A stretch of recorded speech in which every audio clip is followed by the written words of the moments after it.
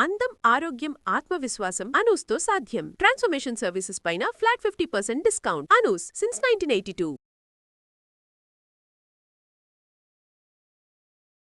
నమస్తే. సుమన్ టీవీ సగర్వంగా నిర్మిస్తున్నటువంటి కార్యక్రమం పద్మవ్యూహం.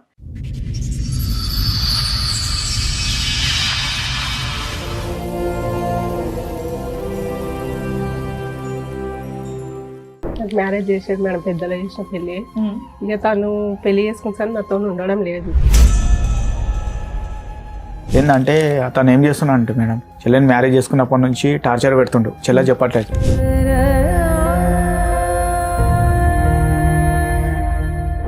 నాకేం లేదు మేడం, ఇప్పుడు అందరు వాళ్ళు బయట పడ్డారు మేడం. నా వల్ల ఫస్ట్ టార్చర్ చేస్తుంది మేడం. మమ్మీ చూసి పెరాలిస్ వచ్చింది, డాడీ స్ట్రోక్ వచ్చి చనిపోయాడు.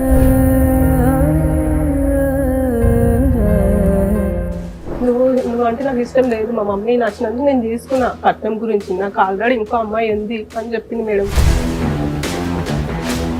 అమ్మ మంచుకున్నప్పుడు మేడం అమ్మ దగ్గర మాయ మాటలు చెప్పి 5 లక్షలు తీసుకుండు. నేను అడగంగా నాకు 1,20,000 రాసి ఇచ్చింది మేడం. ఇప్పుడు అమ్మ మాట్లాడలేని పరిస్థితి. అమ్మా, మీరు దగ్గర ఒక 500 మందిని పిలిచి భోజనాలు పెట్టారు. కనీసం ఈ ఏరియాలో పెద్ద మనుషులు గాని వీళ్ళు గాని వచ్చి ఎవడ అడగలేదా?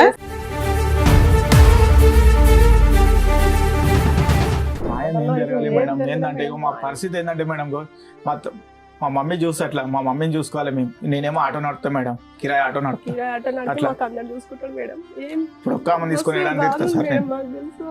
ఉన్న డబ్బు అంతా ఆయనకి ఇచ్చిరు. ఆ డబ్బు ఇస్తలేడు, ఇక్కడ నాకేం న్యాయం చేస్తలే మేడం. నాకు విడాకులు అని పెళ్లి చేసుకున్నాను.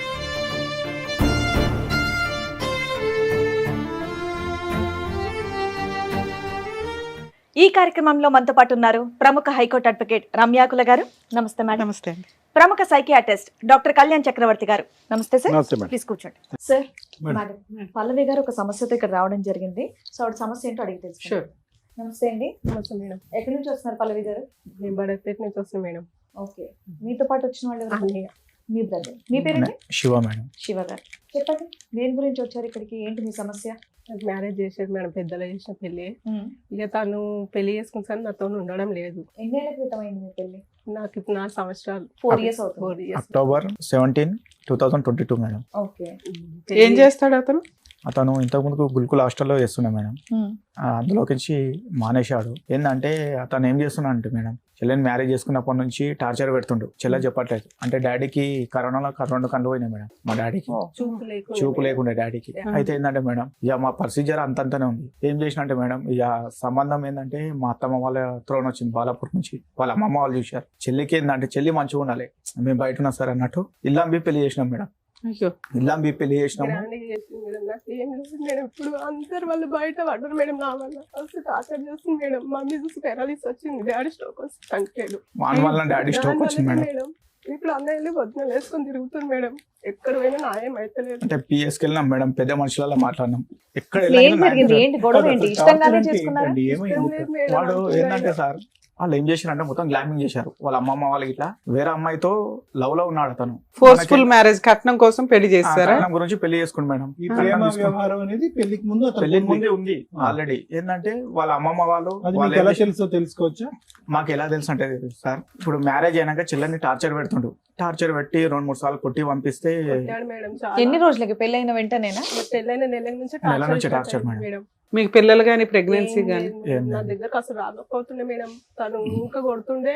నువ్వు అంటే నాకు ఇష్టం లేదు, మా మమ్మీ నచ్చినందుకు నేను తీసుకున్నా. కట్నం గురించి నాకు ఆల్రెడీ ఇంకో అమ్మాయి ఉంది అని చెప్పింది మేడం.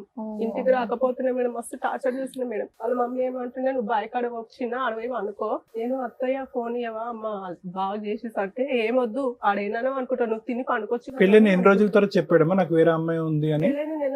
నెల రోజులకి.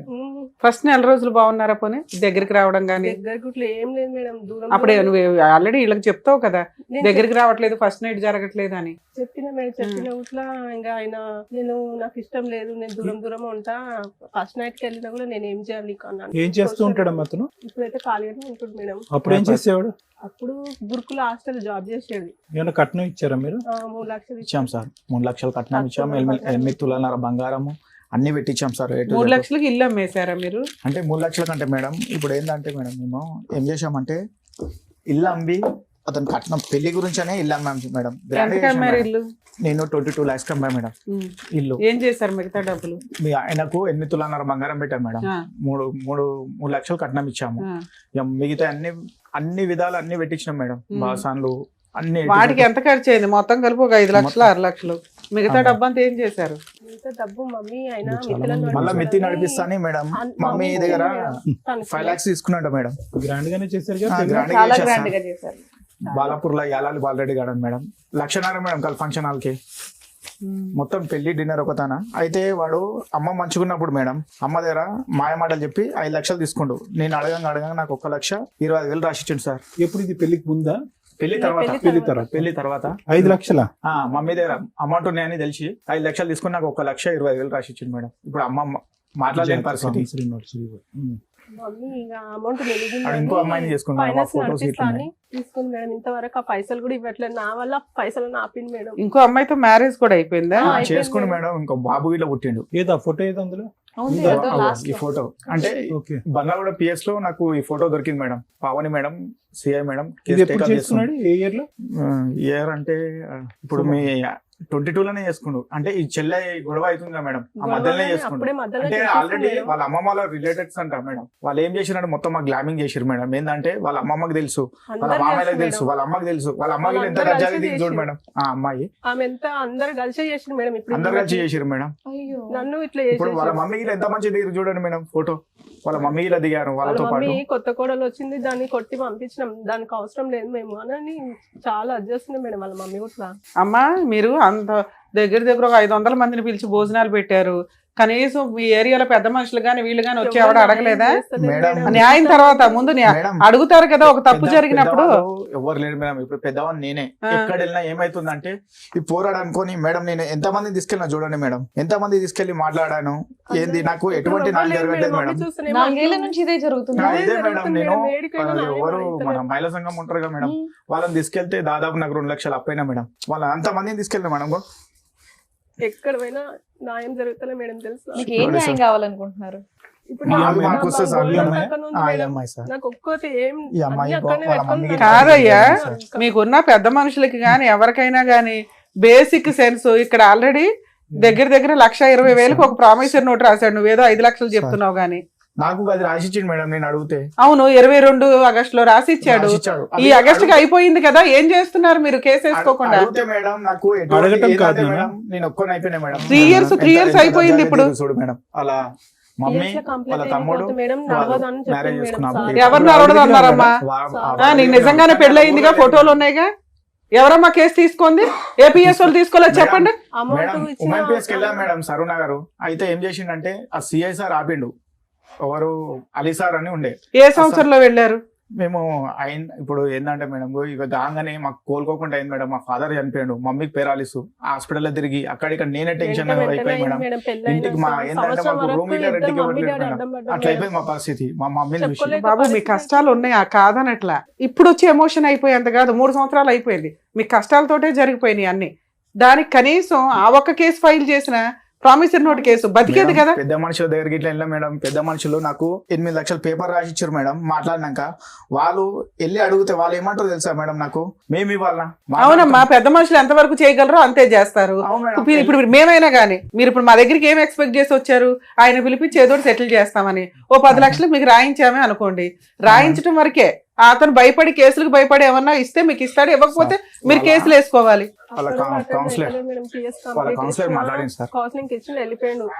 అసలు నన్ను ఈమె ఎవరో అన్నట్టు ఉంటుండే మేడం తెలుసా. ఇంట్లో అంతా టార్చర్ చేస్తుండే. నువ్వు కుక్కవి మా ఇంట్లో, నువ్వు పని మనిషి. అమ్మ ఎన్ని రోజులు ఉన్నావు నువ్వు ఆయన దగ్గర? 1 రోజుల 2 నెలల? మేడం అట్లా ఓపిక పట్టుకొని సంవత్సరం 2022లో ఇంకో అమ్మాయిని పెళ్లి చేసుకుంటే నువ్వెందుకు ఉంటావు అక్కడ? ఇక మమ్మీ వాళ్ళకి చెప్పుకొని అక్కడనే ఉన్నా మేడం. అక్కడనే ఉండే మేడం. వాళ్ళు ఏం చేస్తున్నారంటే మేడం, వాడు ఇంటికి వెళ్ళట్లేడు, చెప్పలేదు. బయట బయటనే ఉంటుండు. ఇప్పటికి వాళ్ళ ఊర్లో లేడు మేడం. వాడు పరార్లు ఉండు. ఇప్పుడు పరాలు ఉండు ఇప్పుడు ఇలా మేడం, వేరే అంతవరకు తాను ఉండు. ఉన్నారు. ఆ అమ్మాయి ఎక్కడ ఉంది? ఆ అమ్మాయి ఎక్కడ ఉందో తెలుసా? ఆ అమ్మాయి కానీ ఆ ఫోటోలో ఉన్న కుటుంబ సభ్యులందరూ వాళ్ళు ఎవరైనా వేరే బోట్స్ ఉన్నాయి, వాళ్ళు తెలియదు. పాడి షరీఫ్ సైడ్ ఉంటారంట సార్. పాడి షరీఫ్ సైడ్ రెంట్కుంటున్నట్టు తెలిసింది. అవును తెలిసింది, కానీ ఇప్పుడు ఫోన్ గట్ట ఏమని ఫోన్ ఉంది సార్, అతను ఫోన్ నెంబర్ ఉందా? ఫోన్ ఉంది, లైవ్ లోనే ఉందా నెంబర్? లైవ్ లోనే ఉంది సార్. ఒక నెంబర్ చేంజ్ చేసిండు, ఫస్ట్ నెంబర్. ఇంత పెళ్లి చేసుకుంటే అట్లా ఇంకో పెళ్లి చేసుకుని వెళ్తే బాబాయ్. పెద్దోళ్ళు కూడా ఎలా సపోర్ట్ చేస్తున్నారమ్మా? పెద్దోళ్ళు కూడా మేడం అక్కడ పోయినా ఆయనకు వాళ్ళకి లంచాలు కదమ్మా, వాడైతే తప్పించి తిరుగుతున్నాడు. వాళ్ళ ఫ్యామిలీ మెంబర్స్ ని ఎవరిని, ఇందులో కౌన్సిలర్ గారు ఎవరో వచ్చి మాట్లాడారు, మరి అప్పుడు ఏం తేలింది? కౌన్సిలర్ ఏమంటుండే తెలుసా సార్, ఇప్పుడు పెద్ద మనుషుల మాట్లాడినప్పుడు మేము రామంటుండు, కౌన్సిలర్ ఏమంటుండ అంటే, అరే బాబు నువ్వు చేసిన తప్పు, ఎందుకంటే పిఎస్ఓలు వచ్చారు నా దగ్గరికి ఇంకోరికి, ఇట్లా నువ్వు ఇంకో మ్యారేజ్ చేసుకున్నావు, వాళ్ళకి ఇట్లా ఏమంటారు, నువ్వు ఆ అమ్మాయికి ఒక సంబంధం చూసి చెయ్యన్నారు, అంతకు మేము చేయమన్నారు, మేము నీ వల్ల వచ్చి మేము దెబ్బలు తినాలి అన్నట్టు కౌన్సిలర్ ఇలా రావట్లేదు సార్. అంటే వెళ్ళి మాట్లాడతామంటే ఎవరు ముందడుగు చేస్తలే మేడం. అమ్మాయి ఇట్లా అయింది కదా, నీదే తప్ప అని అందరు వాళ్ళనే తిడుతున్నారు మేడం. ఊర్లో కూడా తెలుసా, నువ్వు మంచిగా ఉంటే అమ్మాయి బయటకి ఎందుకు వెళ్తుందిరా, నువ్వే చేసినావు ఇదంతా అని తననే అన్నాడు మేడం. ఏ పెద్ద మనిషి అనడంగానే ఇంకా న్యాయం ఏం జరిగిందని. న్యాయం ఏం జరగాలి మేడం? ఏంటంటే మా పరిస్థితి ఏంటంటే మేడం, మా మమ్మీ చూస్తే అట్లా, మా మమ్మీని చూసుకోవాలి మేము. నేనేమో ఆటో నడుపుతా మేడం, కిరాయి ఆటో నడుపుతా. కిరాయి ఆటో నడిపి మాకు అందరు చూసుకుంటాడు మేడం. ఏం ఇప్పుడు ఒక్క అమ్మ తీసుకొని మేడం, మాకు తెలుసా ఉన్న డబ్బు అంతా ఆయనకి ఇచ్చిరు, ఆ డబ్బు ఇస్తలేడు. ఇక్కడ నాకేం న్యాయం చేస్తలే మేడం. నాకు విడాకులు అని తెలియజేసుకున్నాను. ఆఖరిసారి ఎప్పుడమ్మా మీరు ఇద్దరు కలిసి ఉన్నది, మాట్లాడుకున్నది, కలిసి ఉన్నది? కలిసి అస్సలు లేరా? మొదటి రోజు కాడి నుంచి నువ్వు దూరంగానే ఉన్నావా? దూరంగానే పెట్టింది సార్, కొట్టి పంపిస్తే మరి 1 year ఎక్కడున్నావు నువ్వు? మీ అమ్మ వాళ్ళ ఇంట్లో ఉన్నావా? సార్ మేడం, కొట్టి అప్పటి నుంచి ఎమ్మెల్సీ అయింది మేడం. బాబోయ్, ఇప్పుడు ఎంతకాలం నీ భర్తతో కలిసి ఉన్నావంటే ఒక 1 year ఉన్నానండి అన్నావు. 1 year మీ ఆయనతో లేవా? పోతుండే మేడం డ్యూటీ కానీ నైట్ డ్యూటీ మేడం. సరే, ఒక రోజు కాకపోతే ఒక రోజు కూడా వస్తావా? వాళ్ళ ఇంట్లో ఉన్నావు కదా? వాళ్ళ ఇంట్లో ఉన్నా కానీ అతనితో మాటలు గానీ కలవటం గానీ లేదు. 1 year వాళ్ళ ఇంట్లో అయితే ఉందా? 1 year ఉంది మేడం. ఉంది. ఇంకోటి ఏంటంటే మేడం, వాడు రాకపోతుండే ఇంటికి. మరి ఎవరుండే వాళ్ళ ఇంట్లో? వాళ్ళ మమ్మీ ఉంటుండే, మరిది ఉంటుండే. కొట్టి ఎట్లా వెళ్ళిపోతుంది అన్నట్టు కొట్టేసి సార్, కొట్టి పంపిస్తే ఎమ్మెల్సీ ఎఫ్ఐఆర్ అయిందా ఏమన్నా? ఎఫ్ఐఆర్ అయింది మేడం. ఏది చూపించండి ఎఫ్ఐఆర్ కాపీ ఉందన్నా? ఉంది. ఈ ఎమ్మెల్సీ తర్వాత ఉందిగా, క్యాజువాలిటీ ఓపీడీ ఉంది. ఇది ఎప్పుడు 23లో కదా? సార్ ఈ ఫ్యామిలీ కౌన్సిలింగ్ వచ్చాడన్నా? ఈ సార్ అతను ఏం చేస్తుండంటే, మేము వెళ్ళినప్పుడు రావట్లేడు, ఆ సిఎస్ఆర్ తో కాంటాక్ట్ చేసుకుండు. మేము ఈరోజు వెళ్ళి కూర్చున్నాము, నెక్స్ట్ డే కూర్చున్నాం, ఆ రోజు రావట్లేడు, సార్ ఇన్ఫర్మేషన్ ఇస్తుండు. మళ్ళీ నెక్స్ట్ డే ఏం చేస్తుండంటే, నెక్స్ట్ డే మేము ఫోన్ రోజు వస్తుండు, సార్ ఏమంటుండు, వచ్చి నాతో కలిసి వెళ్ళిపోయాడు అంటుండు. అది ఏందో అర్థం కావట్లేదు మేడం. మీరు ఇంకే లాయర్ చేత ఏ కేసులు వేయలేదు? డొమెస్టిక్ వైలెన్స్ కానీ, మెయింటెనెన్స్ కానీ అదెందుకు బాబు?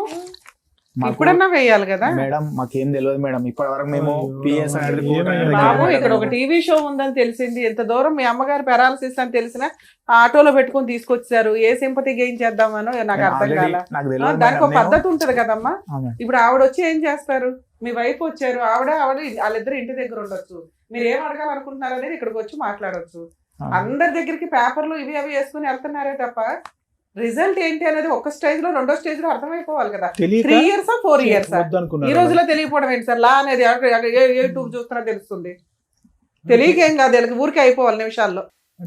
కాదు మేడం. ఆల్రెడీ మాకు ఏం చేశారంటే, వాళ్ళు మధ్యలో ఉన్న వాళ్ళు ఏం చేశారంటే మాకు అక్కడనే ఆపారు మేడం. ఇప్పుడు మేము మహిళా సంఘం వాళ్ళతో మాట్లాడాం కదా, మహిళా సంఘాలతో ఆపారు, ఒక 2 నెలలు ఆపారు. తర్వాత 2 నెలలు ఇదే. తర్వాత పెద్ద మనుషులు ఆపారు, 2 నెలలు ఆపారు. తర్వాత ఇంకో పెద్ద మనుషులు వెళ్ళారు, 2 నెలలు ఆపారు. పోలీస్ స్టేషన్ కి వెళ్ళారు, 3 నెలలు ఆపారు. ఉమెన్ పిఎస్ కి వెళ్ళారు, 2 నెలలు ఆపారు. మేడం మా ఫాదర్ చనిపోయింది మేడం మధ్యలో, మా మమ్మీ. ఆ తర్వాత సంగతి చెప్తున్నా, ఈ 2 years పంచాయతీ చెప్తున్నా. కౌన్సిలర్ వచ్చారు, 2 నెలలు ఆపారు. తర్వాత ఏంటి? అన్ని అయిపోయినాయిగా. ఈ టీవీ షోకి రావడానికి ముందు ఆ క్లైమాక్స్ కి మధ్యలో ఏం చేశారు చెప్పండి? మధ్యలో అంటే మేడం కోర్టుకే తిరుగుతున్నాం మేడం. జడ్జి మేడం ఏ కోర్టుకి తిరిగారు? ఏం కేసు? 498 కేసు. మీరు తిరగాల్సిన పని లేదు. మీరు అడ్డంగా మోసపోయారు, మాకు అర్థం అవుతుంది. ఆ పెద్ద చీటర్ చేతిలో పడ్డారు. ఆ కుటుంబం అక్కడ అంత సీన్ లేదు, ఇక్కడ మీ దగ్గర అంత సీన్ లేదు. ఏదో ఒకటి జరిగి మీకు 8 లక్షలు ఇవ్వడానికి వాళ్ళ దగ్గర ఏమున్నాయి? వాళ్ళ దగ్గర 8 లక్షలు ఇచ్చారు. మరి మీ ఏరియాలో పెద్ద మనుషులు 1 ఎకరం మీరే వాడుకోండి అని మిమ్మల్ని అనలేదా? ఏం మాట్లాడతలే. ఎందుకు మీకెందుకు న్యాయం చేయట్లేదు? ఇంత ఎవిడెన్స్ ఉన్నాయి. మేము ఏంటంటే, మా తప్పు ఏంటంటే మేడం, మేము గైక్నార్లో ఉంటుండే ఫస్ట్, అక్కడ నుండి ఇల్లు ఇక్కడ తీసుకున్నాం, బడంపేటలో తీసుకున్నాం. అట్లా మాకేందంటే అక్కడ పెద్ద మనుషులు ఎవరు తెలియదు మేడం, మాత్రం ఎవరు రావట్లేరు. అది మాకేందంటే అక్కడ లీడర్ ఇట్లా సపోర్ట్ బేసిక్ ఒక లాయర్ని పెట్టుకోవచ్చు. ఎవరికి మీ కేసులు మీరు వేసుకున్న 3 ఏళ్ళకి వాడే కోర్టు చుట్టూ తిరుగుతానికి వస్తాడు. తప్పదు, ఎక్కడికి పారిపోవడం కుదరదు. కోర్టులో కొంచెం లేట్ అవుతుందేమో కానీ న్యాయం జరిగిద్ది, అంతే, జరగాల్సిందే. జరగడానికి ఉన్న ఒకే ఒక్క క్లైమాక్స్ దారి కోర్టు. కనీసం ఫ్రీ సర్వీస్లో అని మొత్తుకుంటున్నాం మేము. దగ్గర 3 years 4 years నుంచే ప్రతి ఎపిసోడ్ లో చెప్తున్నాం, అడ్వకేట్లు పెట్టుకోలేని వాళ్ళే ఇక్కడికి వస్తున్నారు, మాకు అర్థం అవుతుంది. కానీ ఫ్రీ అడ్వకేట్లు గవర్నమెంట్ ప్రొవైడ్ చేసిన లీగల్ సెల్ అథారిటీలు, లోక్ అదాలతులు ఇన్ని ఉన్నాయి, ఫలానా అడ్రస్ అని క్లియర్ గా చెప్తుంటే కూడా ఇక్కడైతే దొరికేస్తారు కదా అని వస్తున్నారు. ఓకే, అప్పుడు కూడా మేము ఎక్స్ప్లెయిన్ చేస్తున్నాం, మీరు ఏం పోరాటం చేశారని. ఏమీ చేయలే, బేసిక్ ఒక్క 498 వేశారు. అక్కడ ఏదో అయిపోవాలంటే ముందు అక్కడ ఉండాలి డబ్బు. అక్కడ ఉన్నా వాడు ఇవ్వట్ల, ఆస్తులు ఉన్నాయి ఇవ్వట్ల. అప్పుడు మనం ఏం చేయాలి?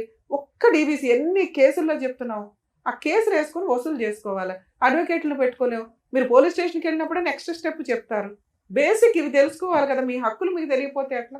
ఇక్కడ మీ మీద కోపం కాదు, అరే ఎంత అన్యాయం జరిగినా వీళ్ళకి పోరాటం రాలేదేంటా అని. ఎవరో పోరాడాలా మీకోసం. ఇక్కడ మేము దొరికాం, వచ్చేసారు, అయిపోయాయి. పెద్ద మనుషులు దొరికారు, అయిపోయాయి. ఎవరికైనా ఏం అవసరం అంతంత టైం స్పెండ్ చేయడానికి? మీ కష్టం కోసం మీరే అరే కొంతకాలం మేము పోరాడాలి, మనకు ఒక లా రూల్స్ రెగ్యులేషన్స్ ఉన్నాయని మీరు అనుకోకపోతే ఎట్లా? వింటే మాకు బాధ చేస్తుంది. మేము ఇప్పుడే వచ్చేసో చేసేస్తామని మాటలు ఇస్తామని అనుకోకండి. ఎందుకంటే మీరు ఏదైనా పోరాటం చేసి అరే ఇది పర్ఫెక్ట్ కేసు, మనం వెళ్ళకపోతే పని అవ్వదు అన్న వాటికి వస్తాం. మీరు బేసిక్ పనులే చేయాలి, అప్పనంగా అయిపోవాలి. మాకు బోళ్ళని కష్టాలు ఉన్నాయంటే కష్టాలే ఉంటాయి అందరికీ. కష్టాలు లేనివాడు ఎవడో ఒకళ్ళు చెప్పండి, రమ్య గారికి కష్టాలు లేవు, మేడంకి లేవో, సార్కి లేవో, ఎవరికి రేంజ్లో వాళ్ళకు ఉంటాయి. పోరాడాలి, వెళ్ళాలి. పోనీ ఖర్చు పెట్టుకోం. ఫ్రీ అడ్వకేట్లు ఉన్నారని ఎన్ని చోట్ల చెప్తున్నాం, పోనీ ఇప్పుడు కూడా చెప్తా, అలా అన్నా ప్రయత్నించండి. ఇంకేమైనా ఉందా శివ చెప్పడానికి? ఏం లేదు సార్, అదే ఉంది సార్. ఏం కోరుకుంటున్నారు? మాదేం లేదు సార్, మా పెట్టినే ఇచ్చేస్తే సరిపోతుంది. ఎందుకంటే ఆమెకి ఒక చూసి అలాగే సార్. మాకేందంటే ఇప్పుడు ఇంట్లో ఇప్పుడు మేము రెంట్కుంటా సార్. నేను ఏంటంటే ఇప్పుడు మా వైఫ్ బాధలన్నీ అర్థమైంది, ఇప్పుడు కష్టాలు బాధలు అన్ని అర్థమైంది. ఆర్థికంగా మోసపోయారు, మానసికంగా చితికిపోయారు, చాలా దారుణాతి దారుణం. Clear cut. ఇప్పుడు మేడం అనేది ఏంటంటే, మీరు ఆ పద్ధతిలో వెళ్ళకపోతే ఎంత టైం గ్యాప్ వస్తుందో మీ కేసు అంత పలచబడిపోతుంది. ప్రామిస్ ఉన్నట్టు దొరకడం మామూలు విషయం కదా సార్. పర్ఫెక్ట్ రాశాడు, ఒకే హ్యాండ్ రైటింగ్, తీసుకెళ్ళి అలా కోర్టులో ఇన్ టైంలో కనీసం మీరు జులైలో వచ్చినా దాన్ని బతికిచ్చేదాన్ని. ఇప్పుడు ఎంత టైం ల్యాప్స్ అయిపోయింది సార్. ఆగస్టు 12th ఏదో రాశారు. 3 years అయిపోయింది August 12th 2025. With in 3 years madam. అవును సార్. ఇప్పుడు అది పట్టుకుని తిరుగుతున్నారు అంటే అది ల్యాప్స్ అయిందని మీకు తెలుసా? అది టైం ల్యాప్స్ అయిందని, దానికి 3 సంవత్సరాల వ్యాలిడిటీ ఉంటుందని తెలుసా మీకు? అది కూడా తెలియదు. వీళ్ళకి అన్ని తెలుసు సార్. అడ్వకేట్ పెట్టుకోలేక ఏ అడ్వకేట్ దగ్గరికి వెళ్ళాలి వీళ్ళని. అంటే ఏంటి ఖర్చు అవుతుందనా? అడ్వకేట్ ద్వారా ఖర్చు అవుతుంది. ఫైనాన్షియల్ వీక్ అయిపోయారు. అమ్మకి మెడికల్ గా అవుతుంది. అమ్మ నువ్వేం పని చేయవా? ఏమమ్మా ఖాళీగా ఏదో అవార్డు ఫంక్షన్ లాగా చెప్తున్నా, బాగానే ఉన్నావుగా, పని చేయలేవా? చదువుకోలేదు, ఏదో ఒకటి చేసుకోవచ్చు కదమ్మా. ఖాళీ హైదరాబాద్ చదువుకోలేనోడు బోల్డ్ పనులు. వీళ్ళకి ఆ అబ్బాయికి లీగల్ దెబ్బ తప్ప భయమే లేదు. ఎందుకంటే వీళ్ళ బ్యాక్గ్రౌండే స్ట్రాంగ్ గా లేదు. ఒప్పుకొని వాడు పేపర్ ఇలా రాశాడు. ఏదో ఆ పేపర్ ఏదో వాడు ఒప్పుకుని రాసిన పేపర్. వాళ్ళు ఏంటంటే నాకు వైట్ పేపర్ మీద రాసిచ్చారు సార్. వాళ్ళ ఊరు మొత్తం అంతే ఊరు సార్. వాళ్ళు పెద్ద మనుషులు ఏదైనా ఎటువంటి న్యాయం చేయదు. వాళ్ళు ఏంటంటే అనకండి, ఆ మాట ఇరిటేటింగ్ గా ఉంది వినడానికి. పెద్ద మనుషులకి ఏం పని న్యాయాలు చేయడానికి? పెద్ద మనుషులకి ఏం పని మేడం? రాపిచ్చారు వాళ్ళు అంతమంది. ఇప్పుడు మమ్మల్ని అడిగారు, నువ్వు బయటికి వెళ్ళి మమ్మల్ని కూడా అలాగే అనేలా ఉన్నారు మీరు. సరే, ఇది రాసినప్పుడు తర్వాత ఇప్పుడు ఇది రాశాడు, తర్వాత ఏమైంది? ఫాలో అప్ లోకి వెళ్ళారా మీరు? వెళ్ళాం సార్. వెళ్తే పెద్ద మనుషులు అలా పిలిస్తే రావట్లేదు ఇక. అంటే అక్కడ నుంచి ఇక ఇల్లు కాల్ చేసేసి వేరే సైడ్ రెంటుకున్నాను. సార్ మీరు చెప్పిన ప్రతి మాట నిజం, మేము నమ్ముతున్నాం, మాకు తెలుస్తుంది. కానీ పెద్ద మనుషుల దగ్గరికి వెళ్ళాం న్యాయం జరగలేదు, టీవీ షోకి వెళ్ళాం న్యాయం జరగలేదు, పోలీస్ స్టేషన్కి వెళ్ళాం న్యాయం జరగలేదు. కొన్ని న్యాయాలు టైం ప్రకారం జరుగుతాయి, పర్ఫెక్ట్ వేలో వెళ్తే జరుగుతాయి. పిచ్చి వేలోనే ట్రై చేసేసారు మేడం. పిఎస్ నుంచి కానిస్టేబుల్ ఇచ్చి పంపించారు మేడం. ఇంటికి ఇట్లా లాక్కుంది, ఫోటో ఇలా తీసుకొని వచ్చాం మేడం. అంతకంటే పోలీసులు ఏం చేస్తారు మీకంటే? దాన్ని బట్టి పోలీసులు మాక్సిమం చేశారు. మీది జిడ్డు కేసు కింద లెక్క. జిడ్డు కేసుకి మీరు ఫస్ట్ చేయాల్సిన పని ఏంటో తెలుసా?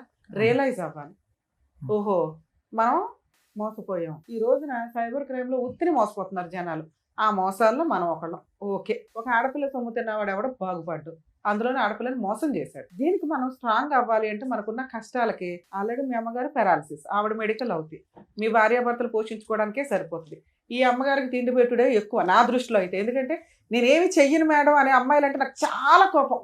కాళ్ళు చేతులు లేనోళ్ళు, కళ్ళు లేనోళ్ళు కూడా ఏదో పని చేసుకుని బతకాల్సిన పొజిషన్లో మనం ఉన్నాం ఈ సమాజంలో. ఎందుకంటే ₹1,00,000 వచ్చినా చాలా వాళ్ళ రేంజ్లో వాళ్ళకి ఆ ఖర్చులు ఉంటాయి. నువ్వు ఒక్కడే ఆటో తోలుతూ ఇంతమందిని పోషిస్తున్నావంటే అరే నేనేదో ఒకటి చేయాలి కదా అన్న కోసం కనీసం అమ్మాయి అనుకోవాలిగా. ఏంటి బేదేడుపులు ఏడుస్తున్నారు? ఆ అమ్మాయిని బయటకు పంపించి మీరు ఉద్యోగం చేయించలేకపోయారు, పని చేయించలేకపోయారు. ఏంటి మీ పౌరుషం అంటే నాకు ఒక దానికి రీజన్ చెప్పండి. మేము సర్వీస్ చేయాలా లేదా ఆలోచిస్తాం. ఆ పేపర్ పనికి వస్తుంది నన్ను లీగల్ కదా, పనికి రాని పేపర్. అంటే మమ్మీ డాడీ ఉన్నప్పుడు ఇట్లా ఏమో ఇక్కడ పంపించలే మేడం. ఇప్పుడు ఏంటంటే ఇప్పుడు ఈ పరిస్థితులు ఉంటే ఏమన్నా నిందలు వేస్తారు అన్నట్టు. ఏమి నిందలు వేస్తారు సార్? ఏ సమాజంలో ఉన్నారు మీరు? ఏ సమాజంలో ఉన్నారు? ఆడపిల్ల బయటికి వెళ్ళి జాబ్ చేస్తే నిందలు వేస్తారా? క్యారెక్టర్ ఎప్పుడు జనాలు అబ్జర్వ్ చేస్తూనే ఉంటారు. ఎవడి పని ఆడు చేసుకెళ్తుంటే కుక్కల మరుగే వాటి గురించి పట్టించుకోవసరలా. ఒకటి ఏ అమ్మాయి అన్నా కరెక్ట్గా ఉంటే మరీ పొడిసి అంత హీనమైన సమాజంలో ఎవరు లేరు. అలా అయితే ఎన్ని సంవత్సరాలు దాచుకుంటాం? 6 లక్షలు 8 లక్షల కోసం ఎన్ని సంవత్సరాలు దాచుకుంటాం? సరే 8 లక్షలు వస్తే ఏం చేస్తావు 8 లక్షలతో? ఆవిడ సరిపోతే జీవితకాలం బతికేయడానికి మళ్ళీ ఇంకోటి ఏమన్నా తీసుకొచ్చి అంటగడతారు. ఇంతేగా ఆ అమ్మాయికి ఒక కుటుంబం కావాలో, భర్త కావాలో, పిల్లలు కావాలి. ఇంతేగా మీ దృష్టిలో? అది నాకు నచ్చదు. మీ కేసు నేను ఎందుకు ఎమోషన్ రీచ్ అవ్వట్లేదంటే అరే వీళ్ళకి ఎన్ని కష్టాలు ఉన్నాయి, మారాలనే అనుకోవట్లా. ఛాన్స్ ఉంది, స్టామినా ఉంది. ఈ మ్యారేజ్ ఏంటంటే మొదటి రోజు నుంచి ఇది వన్ వే ట్రాఫిక్. ఏదైతే కనుక అనాలిసిస్ ఆర్ ఇన్వెస్టిగేషన్ పెళ్లికి ముందు జరగాలో అది బహుశా ఏంటంటే అంత క్లోజ్డ్ సీక్రెట్ ఏమీ కాదు. ఆ వ్యక్తి ఏంటి, వ్యక్తిత్వం ఏంటి, ఇంత బహిరంగంగా ఒక అమ్మాయితో ఫోటోలు తీసుకున్నటువంటి వాడు ఆ ఊరు వాడు ఆ చుట్టుపక్కల ఇరుగు పొరుగులు ఏమన్నా లవ్ స్టోరీ నడిచిందంటే కనుక ఖచ్చితంగా చెప్తారు. ఎంత బహిరంగంగా ఉందో చూడండి. అది ఫోటోలు కానీ ఇవి కానీ ఆ పెళ్లి కానీ చాలా హడావిడంతా మామూలుగానే ఉంది. కుటుంబ సమేతంగా అమ్మాయిని దగ్గరుండి పెళ్లి చేశారు. అంతా చాలా కథ నడిచింది. ఇటొచ్చి ఏంటంటే కనుక వాడిని ఊరికనే ఒక మగాడిని అలా వదిలిపోయకూడదు, వాడిని మార్కెట్లో పెట్టాలి, మార్కెట్లో పెట్టి వాడు ఎంఆర్పి ఎంతో కనుక్కోవాలి. సో ఆ ఎంఆర్పి ప్రకారం మీరు 3 లక్షలు ఇచ్చారు, ఘనంగా పెళ్లి చేశారు, ఒక ఇంటోడు అయ్యాడు. వాడు ఏమనుకున్నాడంటే వచ్చిన కాడి నుంచి మిమ్మల్ని తోలుబొమ్మలు అట్లాగా ఇంట్లో ఒక మనిషిలాగా పెట్టి ఉద్యోగం సద్యోగం అనుకుంటూ ఊరు వాడ తిరుగుతూ వేరే సెటప్ పెట్టుకుని అక్కడ కాపురం చేశాడు. ఆ 1 year పాటు కేవలం వాడు 1 year పాటు చేసింది ఏంటంటే కేవలం నీకేంటంటే ఇమోషనల్ గా విరిగిపోయేటట్టు చేశాడు. దొరికినట్టు అందనట్టు బయట ఉంటూ ఏంటి అసలు మొగుడు అనేవాడు ఉన్నాడా, ఒంట్లో ఉన్నాడా అంటే ద ప్లాన్. నేను అనేది ఏంటంటే ఈ విధంగా వచ్చేటటువంటి వాళ్ళకి ముందు నుంచి clear cut plan of action ఉంటుంది. ఈ ప్లాన్ లో కేవలం వాడు ఒక్కడే భాగస్వామి కాదు, మొత్తం కుటుంబ సభ్యులు అందరూ భాగస్వామి. ఎందుకంటే కనుక అరే సమాజం గురించో కట్నం గురించో మనం పెళ్ళైతే చేస్తాము, తర్వాత నువ్వు ఆడుకుంటావో పాడుకుంటావో నీ ఇష్టం, ఆ అమ్మాయిని ఉంచుకుంటావో పంపిస్తావు నీ ఇష్టం అని చెప్పి. ఇక్కడ చూసారా ఏమైందో? కొట్టడం అనేటటువంటిది ఒకసారి జరిగింది, కానీ ఇమోషనల్గా మాత్రం సఫికేట్ చేశారు. నేను ఇమోషనల్గా సఫికేట్ చేయటం అంటే కనుక ఏమవుతుందో అక్కడ నీకు తెలియదు, గందరగోళం. పెళ్ళైన కాడి నుంచి ఫస్ట్ నిన్ను నువ్వు పూర్తి స్థాయిలో అర్థం చేసుకుని నిన్ను పూర్తి స్థాయిలో అతనికి ఇంట్రడ్యూస్ చేసుకునే లోపలే నీకు వేరే అమ్మాయి నా జీవితంలో ఉందని ఇంట్రడ్యూస్ చేశాడు. తర్వాత ఇంకా అక్కడి నుంచి అరే వేరే అమ్మాయి ఉందా అనేటటువంటి ఆలోచన నీకు పూర్తి స్థాయిలో జీర్ణించుకునే లోపలే ఇంట్లోకి రావటం వెళ్ళటం ఇవన్నీ జరిగింది. అంటే నేను అనేది ఏంటంటేనమ్మా ఇక్కడ 2 mistakes. ఓకే, ఒలిగిపోయినటువంటి గ్లాసులోంచి ఒలిగిపోయినటువంటి పాలు గురించి ఆలోచించేది ఏంటి, మిగిలినటువంటి పాలు తాగి కడుపు నింపుకోవచ్చు కదా అనేది ఒక సామెత. అంటే ముందు జరగవలసినటువంటి ఇన్వెస్టిగేషన్ జరగలేదు, ఎవడో ఒకడు వచ్చాడు, పూర్తి స్థాయిలో కుటుంబ సమేతంగా అందరూ వచ్చి మీ కుటుంబ సమేతంగా అందరినీ మోసం చేశారు. మామూలు అసలు ఒక దిగు స్థాయి అంటే ఆర్థికంగా దిగువ లోవర్ క్లాస్లో ఉండేటటువంటి మీరు అసలు ఆ పెళ్లి చూస్తే కనుక ఎవరికన్నా కళ్ళు బయర్లు గమ్ముతాయి. ఎంత ఘనంగా చేశారు అసలు ఎంత ఘనంగా ఘనంగా చేశారు. ఆ పెట్టుబడులు ఏంటి, ఆ పిలిచినటువంటి ఆ జనం ఏంటి, ఆ భోజనాలు ఏంటి, ఆ గ్రాండ్ గాలాలో ఆ పిక్చర్, ఆ ఫొటోస్ ఏంటి, అన్ని విధాలుగా చేశారు. అరే నాకు బాధ ఏంటంటే కనుక రమ్య మేడం గాని నాకు కానీ ఇంత ఘనంగా పెళ్లి చేసినటువంటి వాళ్ళు అరే ఒక ఇంట్లో ఉన్నటువంటి ఒక్క ఆడపిల్లకు వేరే ఇంటికి పంపిస్తున్నప్పుడు వాడు ఎలాంటి వాడు దొంగ, ఎలాంటి వాడు భూత, వాడి వెనకాతలు ఎవరున్నారు ఏంటి అనేటటువంటిది 1 సంవత్సరం ఎంక్వైరీ చేసుకున్నా పర్వాలేదు. అంటే నీలాంటి ఆడపిల్లలు ఎవరైనా కూడా అరే ఈడేదో జాబ్ చేసేస్తున్నాడు, హైట్ ఉన్నాడు, వెయిట్ ఉన్నాడు, కుటుంబం అంతా కూడా మంచిగా అనిపిస్తుంది అని చెప్పి ఈ పైకి కనిపించేటటువంటి హంగులు కాకుండానే లోతుగా వెళ్ళి ఇన్వెస్టిగేట్ చేయడానికి ట్రై చేయండి. అది చాలా ఇంపార్టెంట్. ఎందుకంటే మీరు పెట్టినటువంటి ఖర్చు చూస్తే కనుక ఆ సంబంధం మీకు ఏ స్థాయిలో నచ్చితే కనుక అంత ఖర్చు పెట్టారు. మీరు ఏ స్థాయిలో నచ్చింది మీకు అంటే ఇలాంటి తిరుగులేనటువంటి సంబంధం, అంత గొప్ప సంబంధం అని చెప్పి ఖర్చు పెట్టారు. కరోనా టైంలో మీ నాన్నగారు కళ్ళు పోయి ఇలాంటి నానా ఇబ్బందుల్లో ఉన్నా కూడా ఎక్కడా వెనకాడకుండా పెళ్లి జరిపించారు. రెండో అంశం ఏంటంటేనమ్మా సార్ మొదట్లో బాగానే ఉన్నాడు, తర్వాత మనిషి మారిపోయాడు అనేటటువంటి చాలా సందర్భాలు ఇక్కడ సహజంగా మేము చూసేటటువంటిది. ఇక్కడ డే 1 నుంచే ఒక మారు మనిషిని మీరు చూశారు. డే వన్ నాకు వేరే అమ్మాయి ఉంది, వేరే అమ్మాయిని నేను పెళ్లి చేసుకుని నాకు వేరే లవ్ స్టోరీ ఉంది, నువ్వు ఉన్నావు ఉన్నట్టే, నాకు అక్కర్లేదు అనేటటువంటి మనిషి నీకు నువ్వుగా ఏదో ఇన్వెస్టిగేట్ చేసుకుని అతను ఫోన్ చెక్ చేసో లేదంటే మార్కెట్లో ఒక అమ్మాయితో తిరుగుతున్నట్టు కాదు సహజంగా మీ స్టేజ్ మీద చూసేటటువంటిది. అతనికి ఓన్గా వచ్చి నీకు డిక్లేర్ చేశాడు. అంటే దొంగోడు వచ్చి నేను దొంగ డాష్ అని నీకు ఓపెన్గా చెప్పుకున్నప్పుడు అక్కడి నుంచి మీరు ఇంకా వెయిటింగ్ ఏం ఆడకూడదమ్మా, హైపర్ అలర్ట్ అయిపోవాలి మీరు. అంటే ఇంకా 1 వే ట్రాఫిక్ అని నేను అన్నాను స్టార్టింగ్ నా ఓపెనింగ్ స్టేట్మెంట్లో. అంటే అది నిలిచేటటువంటి పెళ్లి కాదు, ఊడేటటువంటి పెళ్ళి. ఎందుకు అంటే కనుక కపట్ నాటకం కానీ దొంగ నాటకం కానీ కుటుంబ సమేతంగా అందరూ చేసినటువంటి మోసం అక్కడే బహిర్గతం అయిపోయింది. అక్కడ మొదలైనటువంటి కథ ఎక్కడ వేసిన గొంగలు అక్కడే ఉంది ఇప్పటికీ కూడా. డబ్బులు పోయినాయి, పరువు పోయింది. మొత్తం మీద మీరు ఇంత పరువు పోగొట్టుకుని మీకు కసి కోపం ఎలా రగిలిపోవాలంటే, కసి కోపంతో ఆయన ఏదో కొట్టేసి చంపేమనట్లేదు, అసలు కేసుల మీద కేసులు వేసి అసలు ఊపిరి సలపనివ్వకూడదు, వాడికి ఉక్కిరి బిక్కిరి చేయాలి. అప్పుడు సచ్చినట్టు వచ్చి సిట్టింగ్కి వస్తాడు, కాంప్రమైజ్ వస్తాడు. మీరు ఆ ఒక్క స్టెప్ తప్ప మిగతా అవన్నీ చేశారు. ఇప్పుడు ఏమైంది, అవన్నీ చేయటం వల్ల వాళ్ళని పిలిపించుకోవటాలు, వాళ్ళకి కూడా కొద్ది గొప్ప ఎవరన్నా అవనియండి కొద్ది గొప్ప డబ్బులు ఇవ్వటాలు, వాళ్ళ భోజనాలు కాఫీలు, మీ పెట్రోల్ ఖర్చులు, అక్కడ తిరగటాలు ఇక్కడ తిరగటాలు, ఇవన్నీ తడిపి మోపుడయింది కదా. దాని బదులు ఒక లాయర్ని పెట్టుకుని ఈ పాటికి మొత్తం గట్టిగా బిగించుంటే వాడు కాలబేరానికి రాడు. ఇప్పుడు వాడికి అర్థమైపోయింది. ఇందాక నుంచి ఏమంటున్నారంటే మేడం కానీ నేను కానీ మిమ్మల్ని సైకలాజికల్గా బలహీనం చేసి మిమ్మల్ని అన్ని పద్ధతుల్లోంచి వెళ్ళేటట్టు చేసి, ఏ పద్ధతుల్లో అయితే కనుక మీరు వెళ్తే ఖచ్చితంగా ఓడిపోతారు అన్ని పద్ధతుల్లో మిమ్మల్ని పంపించేటటువంటి విధంగా చేసి, ఎక్కడికి రమ్మన్నా ఆ పంచాయతీకి వచ్చి, ఎక్కడ సంతకం పెట్టమన్నా అక్కడ సంతకం పెట్టి, ఆఖరికి మీ పరిస్థితిని ఎలా క్రియేట్ చేశాడు అంటే కనుక మీరు ఇది తప్ప మీరు ఏమీ చేయలేరు. ఊరికనే చూడండి మీ బ్రదరు బహుశా అతని జీవితకాలం సరిపోదేమో అన్ని ఎవిడెన్స్లు కలెక్ట్ చేసుకున్నాడు. వచ్చిన కాడి నుంచి ఎవిడెన్స్ల మీద ఎవిడెన్స్లు చేస్తున్నాడు. బయట పేపర్లోనే ఇన్ని ఎవిడెన్స్లు ఉన్నాయి, అతని ఫోన్లో స్టోరేజ్ కూడా నిండిపోయింది మొత్తం, అన్ని ఫోటోలు గిటోలు, సఖీ దగ్గర ఫోటోలు అన్నీ. అంటే ఇన్ని ఆధారాలు పెట్టుకుని ఆ ఆధారాలన్నీ ఏం చేశారంటే బీరువాలో పెట్టి తాళం వేసి జోబులో పెట్టుకుని జోబులో నింపుకున్నాము. ఆధారాలన్నీ కూడా ఒక ట్రాక్లోకి వెళ్ళి ఒక పద్ధతిగా మీరు పట్టు బిగించుంటే కనుక ఈ పార్టీ గెలిచేసేవారు, మీరు అయిపోయి ఉండేది. ఎందుకు మీరు ఇంకా ప్రైవేట్ పంచాయతీలు, టీవీ షోలు ఇలాంటి వాటి మీదే ఆధారపడుతున్నారు అనేటటువంటిది మా బాధ. పోనీ కలవటానికి ఏమైనా అవకాశం ఉందా? ఎవరైనా కూడా యూజువల్గా ఇలా వచ్చి కూర్చునే వాళ్ళు ఎవరంటే, సార్ 3 years బాగానే ఉన్నాడు, తర్వాత ఒక అమ్మాయి ఎవరో పరిచయం అయింది, ఆ అమ్మాయితో కనెక్ట్ అయ్యాడు, మంచిగా ఉన్నటువంటి మగాడు తర్వాత మారిపోయాడు అనేటటువంటి చోట మనం ఏంటంటే ప్లాన్ బి, అది 2 వే ట్రాఫిక్. అంటే కలపాలన్నా కలపచ్చు, విడగొట్టాలన్నా విడగొట్టచ్చు, ఫైనాన్షియల్ కంపెన్సేషన్ కావాలన్నా తీసుకురావచ్చు. ఇక డే 1 నుంచి మీకు స్మెల్ తెలిసిపోయింది వీడు కరెక్ట్ కాదని చెప్పి.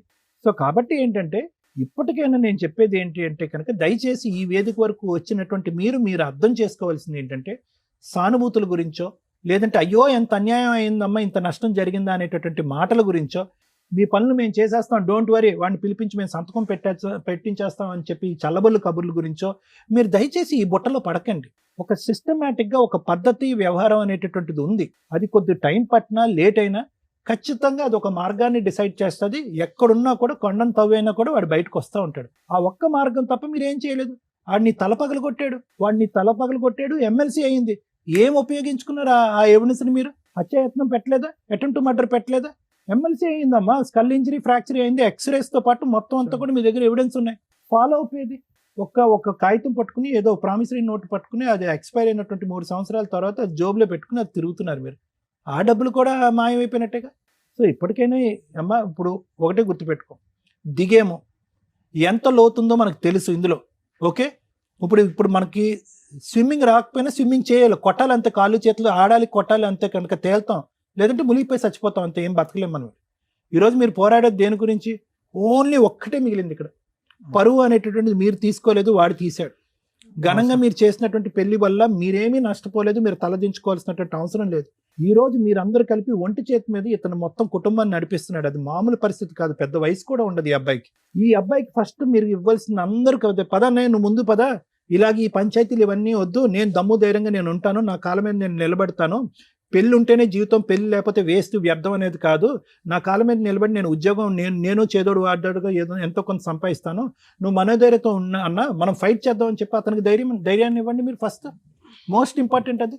ఇది ఒక్కటే మార్గం అమ్మా. నేను చెప్పేది ఏంటంటే కనుక ఇక్కడ పరువు, ప్రతిష్ట ఇవన్నీ తీసి పక్కన పెట్టండి. ఫైనాన్షియల్ కంపెన్సేషన్ గురించే మీరు ఈరోజు ఇక్కడ కూర్చున్నారు. దానికి ఉన్నటువంటి ఏకైక దారి లాయర్ మేడం చెప్పినట్టుగా లీగల్ అప్రోచ్, దాన్ని నమ్ముకోండి. మిగతా అన్ని తీసి పక్కన పెట్టండి. సుడో ప్రామిసెస్, ఫాల్స్ ప్రామిసెస్ మేము చేసేస్తామని ఎవరన్నా పెద్ద మనుషులు కూర్చుంటే కనుక ఎవరిని కూర్చోనివ్వద్దు. ఎందుకంటే అందరినీ కూడా టోపీ వేయగలిగేటటువంటి సమర్థుడు మీ సోకాల్డ్ భర్త. Thank you. సార్ మీ ఇంట్లో ఎవరెవరు ఉంటారు సార్?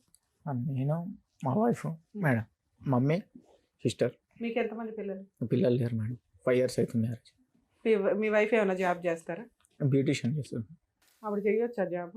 బ్యూటిషియన్ చేస్తుంది మేడం. అదే అదే, పని ఆవిడ చేయొచ్చు. చేయొచ్చు కానీ మీ సిస్టర్ వాళ్ళ చేయకూడదు అని వాళ్ళ అంటున్నా. మీ సిస్టర్ చేయకూడదు అట్లా ఏం లేదు మేడం. కాకుండా అంటే ఇప్పుడు ఎంత అయ్యింది సార్. మీ మళ్ళా. వైఫ్ బ్యూటిషియన్ వర్క్ చేస్తుందంటే ఆ సరౌండింగ్స్ లోనే ఆవిడ అండర్లోనో ఆవిడ పక్కనో తను చేసే చోట మీ సిస్టర్ ని కూడా పంపించవచ్చు. అంటే 1 month ఎందుకంటే ఒక కన్న తల్లిలాగా రక్షణగా మీ వైఫ్ ఉంది. నిజంగా అమ్మాయిని అప్రిషియేట్ చేయాలి సార్.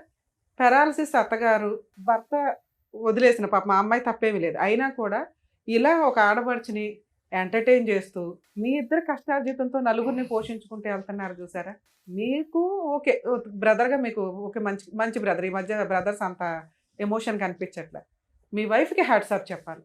ఎవరు సార్ ఈ రోజుల్లో ఏ వదినండి బాబు ఎట్ట కూర్చోబెట్టి వంట ఇప్పుడు చేయగలిగితే ఇంట్లో ఏమైనా శుభ్రం చేసి వంట చేస్తుందేమో, అంతకు మించి ఇది అస్సలు నాకు నచ్చలేదు సార్. ప్లీజ్ నా రిక్వెస్ట్, మీ వైఫ్తోనే పంపిస్తారు. ఆడపిల్ల సంపాదించాలి, అవసరం వచ్చిన రోజు. ఆ అమ్మాయికి అవసరం వచ్చింది, 3 ఏళ్ళు కూర్చోబెట్టేశారు. సంపాదించి కాపురాలు నాశనం చేసుకోమని నేను చెప్పట్లా. ఎందుకు చదివించారు? ఇంటికి సంబంధించి అన్ని బాధ్యతలు టాలెంట్గా చేసుకుని వెళ్తుందని. అవసరం వచ్చిన రోజు ఫైనాన్షియల్ సపోర్ట్, తనని తాను పోషించుకోగలిగిద్దని. ఓకే. ఈరోజు తనని తాను పోషించుకునే పొజిషన్లో లేదు. మీ వైఫ్ కరెక్ట్గా లేకపోతే ఏడబోయేది? మీరు గుండెలు బాదుకొని కూడా అరే మా అమ్మకి మా చెల్లికి నేను ఏదైనా చేద్దాం అనుకున్నా చేయలేకపోతున్నానని చేతులు కట్టుకోవాలి, లేదా మీ వైఫ్ని వదిలేసి ఇక్కడికి రావాలి. మీకు జీవితం ఉండదుగా అప్పుడు, అవునా? అందుకు మీ వైఫ్ని నేను అప్రిషియేట్ చేశాను. మీ ముగ్గురు జీవితాల్లో మీ వైఫ్ మీద ఆధారపడం. ఇక్కడికి కూడా వేస్ట్ అయినబ్బా రావడం అని అనుకోకండి. ఎందుకంటే ఇప్పటిదాకా మీ చిప్లో ఏం చేయాలనే దానికి ఫాస్ట్గా అయిపోవాలి, ఫాస్ట్ ఫార్వర్డ్లు అయిపోవాలి, పెద్ద మనుషుల దగ్గరికి వెళ్తే అయిపోద్ది, పోలీస్ స్టేషన్, ఇవన్నీ చేశారు చూసారా. ఎవరికైనా నేను అదే చెప్తాను సార్, కోర్టు వద్దు. చచ్చిపోతున్నారు కోర్టులో జడ్జెస్. పొద్దుట కూర్చుంటే అర్ధరాత్రులు కూడా వర్క్ చేస్తున్నారు. ఇంకా అడ్వకేట్ల కన్నా బ్రీతింగ్ టైం ఉంటుందేమో. మీ ఒక్కటే కేసు, ఆ డిస్ట్రిక్ట్లో ఉన్న కేసులన్నీ పాపం వాళ్ళకే ఉంటాయి. జడ్జి పోస్టుల కంటే దారుణమైన పోస్టు ఇంకేమీ లేదా అన్న భయం వేస్తుంది. ఎందుకంటే పాపం మొన్న మధ్య డిస్ట్రిక్ట్ కోర్ట్స్కి వెళ్తే కూడా 9-10 వరకు కూడా జడ్జిలు వర్క్ చేస్తున్నారు, లేడీ జడ్జెస్ కానీ జెంట్స్ జడ్జెస్ కానీ. అందుకని కోర్టుకి ఫ్యామిలీ కేసులే, మళ్ళీ మిగతా కేసులో కాస్త బ్రీతింగ్ టైం ఉంటుంది. ఈ ఫ్యామిలీ కేసు జడ్జెస్కి నరకం కనిపిస్తుంది ఒక రకంగా. అందరూ మంచోళ్ళే, అందరూ చెడ్డోళ్ళే, ఎవరికి న్యాయం చేయాలి, చట్టం ఏది ఉందో దాని ప్రకారమే వెళ్తూ ఉంటారుగా. కాబట్టి అక్కడ బర్డెన్ పెంచకుండా మీ ఏరియాలో మీ చుట్టాల, మీ పెద్ద మనుషుల, లేకపోతే కుల పెద్దల, ఇలా కొంచెం ట్రై చేయగలిగితే 1-6 సిట్టింగ్స్లో సెటిల్మెంట్ అయితే ట్రై చేయండి. అవ్వలా అది జిడ్డు కేసు, లీగల్గా వెళ్ళాల్సిందే. అవును బై టైం పడుతుంది, 3 సంవత్సరాలు పడుతుంది ఖచ్చితంగా. 3 to 5 years అని ఫిక్స్ అవ్వండి. న్యాయం కావాలంటే పడుతుంది మరి. ఎందుకంటే మన ఒక్క కేసే కాదు కదా, అందరం అక్కడికే వెళ్తున్నాం. అర్థమవుతుందా? కాస్త నిజాయితీగా చేసే అడ్వకేట్లు ఎవరైనా ఉంటే రీజనబుల్ ఫీజులకు తీసుకొని కూడా చేస్తారు. మీకు పని అదే తెలియలే. ఎక్కడికి వెళ్తే ఎలాంటి న్యాయం జరిగిద్దో మీకు తెలియకపోవడం అనేది ఇప్పటిదాకా జరిగింది. ఈరోజు అది తెలియచేస్తాం. మీరు కరెక్ట్ డెసిషన్ తీసుకోవడానికి, ఆలోచన విధానం మార్చుకోవడానికి ఈ స్టేజ్ మీకు పర్ఫెక్ట్గా ఉపయోగపడుతుందని నా ఉద్దేశం. గ్రాండ్గా పెళ్ళిళ్ళు చేస్తున్నారా? ఆడపిల్ల పెళ్ళి 1000 మందికి పెట్టామండి, 5 లక్షలు పెట్టి వీడియోగ్రాఫర్ ఫోటోగ్రాఫర్ని పెట్టామండి, 10 లక్షలు పెళ్ళికే భోజనాలకే అయినాయి, సామాన్ ఇచ్చి పంపించాం. ఇవన్నీ గోడకేసిన సున్నం. మీ రేంజ్ ఎంతో అంతే పెట్టండి. జీవితంలో ఒక్కసారే కదా పెళ్ళి అంటే ఆ పెళ్ళే నిలబడట్లా. మీకు ఫోటోలు వచ్చేసరికి అయిపోతుంది ఇక్కడ పేరెంటాలు. గ్రాండ్గా వచ్చి 1000 మంది తినేళ్ళారు, ఉపయోగం ఏముంది? అవన్నీ అబ్బాయి ఇస్తాడా? అబ్బాయికి ఏం పని? మేడం వాళ్ళు ఆ రేంజ్లో పెట్టమన్నారండి భోజనాలు, అందుకే పెట్టాం. అప్పుడు 50-50 అడగండి. మీకు మీ అమ్మాయి సెలబ్రేషన్స్ గ్రాండ్గా ఉండాలంటే మీ సొంత ఖర్చులతో మీరు పెట్టుకుంటున్నట్టే లెక్క తప్ప మీరు ఎట్టి పరిస్థితుల్లో వాటిని వాళ్ళ దగ్గర నుంచి క్లెయిమ్ చేసుకుందామంటే కుదరదు. వేస్టేజ్ ఆఫ్ ఇది. చట్టం ఏం చెప్తుందో తెలుసా? సాంప్రదాయాలను మీరు సింపుల్గా చేసుకొని రిజిస్టర్ మ్యారేజ్ చేసుకోండి అంటుంది. ఆ పని మనం ఎవడం చేయం. ఓకే, మనకు ముచ్చట సాంప్రదాయాలు అవన్నీ వెళ్తే బాగుంటుంది, బ్లెస్సింగ్స్ అలాగే చేద్దాం సింపుల్గా, మన తాహత ఎంతో అంత. ఇల్లు అమ్మేసి ఆస్తులు అమ్మేసి చేసేది రేపటి రోజున రాకపోతే ఇదిగో చూసారా మానసిక క్షోభ. అవి రావాలని కాదు కదా మనం పెళ్లిని చేసింది, నిలబడాలని చేస్తాం. మరి వాటిని ఎట్లా క్లెయిమ్ చేస్తాం? డౌరీ, అసలు డౌరీ ఎందుకు వచ్చిందో తెలుసా? ఆ సిస్టమ్ ఇప్పుడు కాదు, సీతాదేవి దగ్గర నుంచి వచ్చింది. ఒకసారి పెళ్ళి అయిపోయి వెళ్ళిపోయినాక ఆ కుటుంబం స్త్రీ అయిపోద్ది కాబట్టి తను తన భర్త దగ్గర తలెత్తుకొని ఉండడానికి ఇక్కడ నుంచి కుటుంబం నుంచి పుట్టింటి నుంచి తీసుకెళ్లేది ఒక బ్లెస్సింగ్గా, ఇష్టంగా తీసుకెళ్లిన సారీ కాస్త నగలు కాస్త డబ్బు ఇట్లా కన్వర్ట్ అయ్యి డిమాండ్గా వెళ్ళిపోయి కిరసనాయిలు గ్యాస్ సిలిండర్లు చంపేసే స్టేజ్కి వెళ్ళింది. దానికి ఒక చట్టం, డౌరీ ప్రొహిబిషన్ యాక్ట్, అంత స్పెషల్గా తీసుకురావాల్సిన వచ్చిన పరిస్థితులు వచ్చినాయి. ఈ రోజున ఎవరన్నా డౌరీ అడిగితే దయచేసి పెళ్ళిళ్ళు చేసుకోకండి. లేదు మేడం మా ఏరియాలో సాంప్రదాయం, మీరేం తీసుకెళ్తారో అది మీ అమ్మాయి పేరు మీదే, అది ప్రాపర్టీలు అయినా క్యాష్ అయినా ఏదైనా గోల్డ్ రూపంలో తీసుకెళ్తుందా ఇంతే. అలాగే శాలరీస్ ఒకటి చాలా డిస్ప్యూట్ నడుస్తున్నాయి ఈ మధ్య. ముందే మాట్లాడుకుంటే అమ్మాయి శాలరీ ఏం చేయాలి, తన అకౌంట్లో పెట్టుకుంటుందా, వాళ్ళ పుట్టింటికి పంపిస్తుందా, ఇద్దరు కలిపా. అమ్మాయి శాలరీ వచ్చి అమ్మాయి పక్కన పడుకొని ఓ ఇద్దరు పిల్లల్ని కానీ ఇట్లా ఉండవు. అమ్మాయి సంపాదిస్తుందంటే ఈక్వల్గానే మాట్లాడుతుంది, నచ్చితేనే అలాంటి అమ్మాయిని పెళ్లి చేసుకోండి. ఇంకా మీ కేసు విషయానికి వస్తే సార్, పెద్ద మనుషులు చేయలేదు అనకండి, ఎందుకంటే పెద్ద మనుషుల దగ్గర 1-2 సార్లు మనం వెళ్ళాలి, చాలా ఖర్చులు అవుతాయి. అడ్వకేట్ కంటే ఎక్కువ ఖర్చులు అవుతాయి, మీకు ఆ సంగతి తెలుసు, ఫేస్ చేశారు. కాకపోతే మీ కోరిక ఏంటంటే ఫాస్ట్గా అయిపోద్దేమో, కోర్టుల చుట్టూ వెళ్తే టైం వేస్ట్ అన్న ఒక ఉద్దేశంతో మీరు మేబీ ఈ డెసిషన్ తీసుకొని ఉంటారు, కరెక్టే. కానీ 1-2 సార్లకి ఫెయిల్ అయింది. ఏ పెద్ద మనిషి అయినా, ఏ లాయర్ అయినా, ఏ కోర్టు అయినా ఆర్డర్స్ ఇవ్వగలదు తప్ప గుంజి తీసుకురాలేదు. అలా ఆడు ఇవ్వలేనప్పుడు ఏం చేస్తారు, జైలుకి పంపిస్తారు. జైలుకి వెళ్ళటం అనే ఒక భయం ఉంది చూసారా, దాంతోటే సెటిల్మెంట్లు అవుతాయి. 1. 2, ఆస్తులు ఉంటే వారసత్వపు ఆస్తులు కానీ వాళ్ళ పేరు మీద ఆస్తులు కానీ, అరే నువ్వు ఇవ్వ మాకు, నువ్వు జైలుకు పో, నీ ఆస్తిని నేను క్లెయిమ్ చేసి ఆ పిల్లకి ఇప్పిస్తా అని అంత డెసిషన్ తీసుకోగలిగే కెపాసిటీ ఉన్నది కోర్టుకు మాత్రమే. ఇతను పెద్ద మనుషుల దగ్గర ఒక వైట్ పేపర్లో రాసి ఇచ్చాడు క్లియర్గా 8 లక్షలు ఫుల్ అండ్ ఫైనల్ సెటిల్మెంట్ అని. దీనికి ₹1 పెరిగిద్దే తప్ప ఇప్పుడు తగ్గదు. ఓకే, ఆ రోజుల్లో 8 లక్షలు ఆ రోజే ఇచ్చుంటే మీరు ఎక్కడైనా ఇన్వెస్ట్మెంట్ పెడితే అది ఇప్పుడు 15 లక్షలు 20 లక్షలు అయ్యేది. ఆ రోజు అతను ఇవ్వలేదుగా. ఇందాక మిమ్మల్ని ఎందుకు అడిగానంటే అంత కెపాసిటీ అతనికి ఉందా లేదా అని. ఉంటేనే రాసి ఉంటాడు, లేదు ఆస్తులు ఉందన్నారు, ఆస్తులు అటాచ్మెంట్ చేసుకోవచ్చు. మరి ఇప్పుడు రమ్య గారు మాట్లాడేసి ఏమైనా చేయగలరా అంటే, ఇప్పుడు రమ్య గారు సారు మేము మాట్లాడితే ఎలా ఉంటుందంటే, పొల్లయ్య మాట్లాడాడు, ఎల్లయ్య మాట్లాడాడు, వెంకయ్య మాట్లాడాడు, ఇప్పుడు రమ్య గారు మాట్లాడారు, యూజే ఉంది. కానీ మీ స్టేజ్కి అది సెట్ కాదు. ఇప్పుడు మేము మాట్లాడడం వల్ల ఈ 5 లిస్టులో 6వ వాళ్ళ కింద మేము యాడ్ అవుతాం. మీరు ఆ గోబు ఎట్లా పగలగొట్టాలంటే లీగల్గానే కరెక్టే, మీరు అడ్వకేట్ని పెట్టుకోలేరు. పోలీస్ స్టేషన్ కేసు మీకు చాలా స్ట్రాంగ్గా రాశారు, ఈచ్ సెక్షన్స్ అయిపోయినాయి పర్ఫెక్ట్గా. ఆ అమ్మాయికి కొట్టినవి కానీ ఎమ్మెల్సీ రిపోర్ట్స్ని బేస్ చేసుకొని డౌరీకి సంబంధించి, మెంటల్ ఫిజికల్ హెరాస్మెంట్కి సంబంధించి అన్ని సెక్షన్స్ పెట్టారు. అంటే మీ పోరాటం బాగుందో లేకపోతే మాలాగా వాళ్ళు నమ్మారు, నిజమే కాబట్టి పోలీసులకి తెలుస్తుంది. కానీ ఎంత చేయగలరో అంతే చేయగలరు, మిగతాది మనం చేసుకుంటూ వెళ్ళాలి. పెద్ద మనుషులు వద్దు, ఇంకెవరు వద్దు, అయిపోయింది. వాళ్ళందరూ అలవాటు అయిపోయారు అతనికి. 3 ఏళ్ల నుంచి అతనికి కొమ్ములు కూడా వచ్చేసింది, నన్ను వీళ్ళు ఏమీ చెయ్యలేరు, అరే బాబు మేమేం చేయలేము, చట్ట ప్రకారం జరిగిన రోజుకే న్యాయం జరిగింది. ఈ ఆశలు వదిలేసుకోండి. ఫస్ట్ మీరు నేను చెప్పినట్టు కోర్టులో వేయండి, 2 ఇయర్స్లో వాడు సెటిల్మెంట్కి రాకపోతే అడగండి. అదేంటి మేడం మీరు ఫోన్ చేస్తే అయిపోద్ది కదా, అవ్వదు.